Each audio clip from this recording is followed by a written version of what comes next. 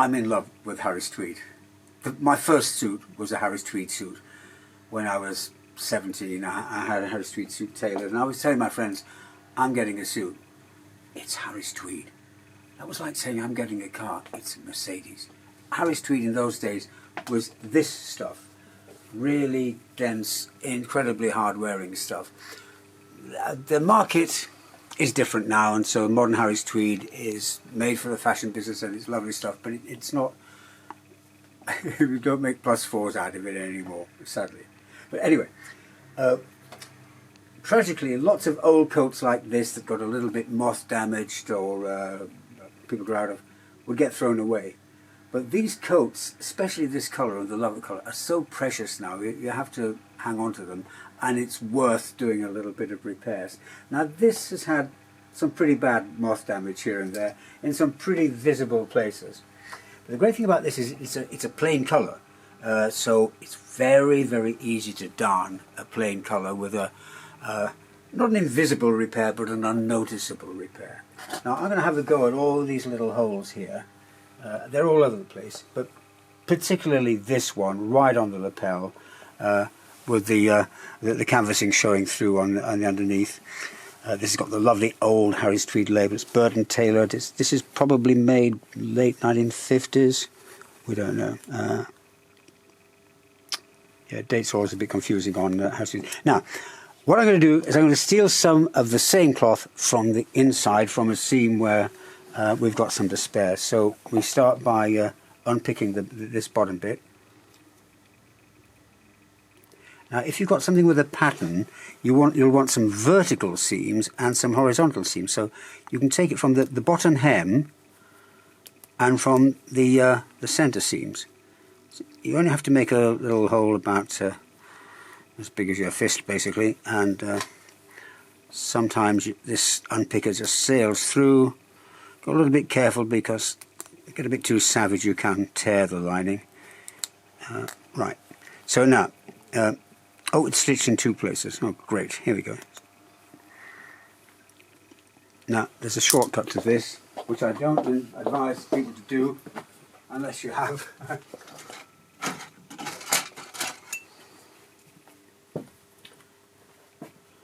Once you've made a little bit of opening, you can take a shortcut and just slide the scissors in there, and be a little bit careful. Just open it up and slide the scissors along, just getting the cutting edge of the scissors will unpick it in the same way like that.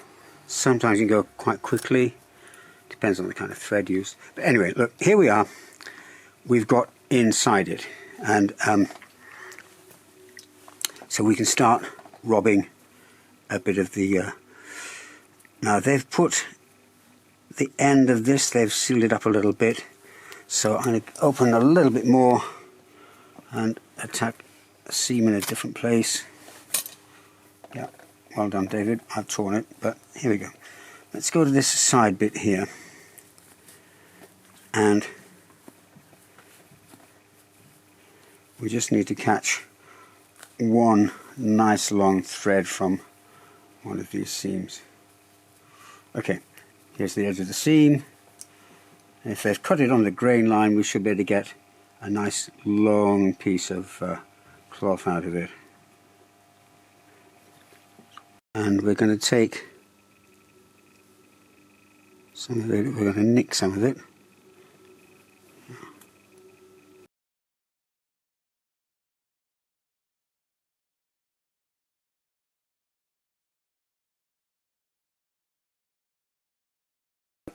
I've just claimed a couple of these threads here. They don't need to be much longer than this if you're dealing with a really small hole.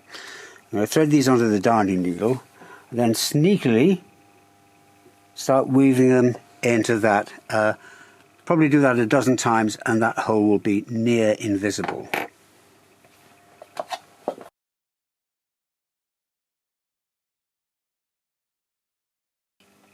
Tiny surface with the to give it a good purchase, so I'm sort of pushing it through the cloth, and then of course it's quite free when it gets to the hole, and then sort of try to snake it in between the threads that are there, let it surface just one place and then down again.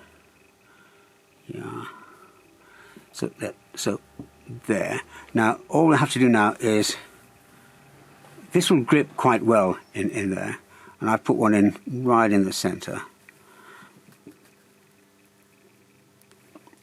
When that tail disappears like that completely, you now have one piece in the middle, and so we just snip that off like that. Now it doesn't take long to completely fill that little gap with these vertical ones, and then just start putting a few horizontal ones in, and you've got a pretty good repair there, and you can proudly step out in a Harris Tweed jacket. This lovely old overcoat is a little bit bigger than my size, but this raglan sleeve style is really, really comfortable and can actually be worn a little bit bigger. So it's just tragic that for the sake of a few little holes we lose some of these fabulous garments. This is a super old coat. I'm just wearing it like a big sort of cape. It's fabulous. Oh great, and it's got the original button in the pocket. Yeah. Mess around with that later.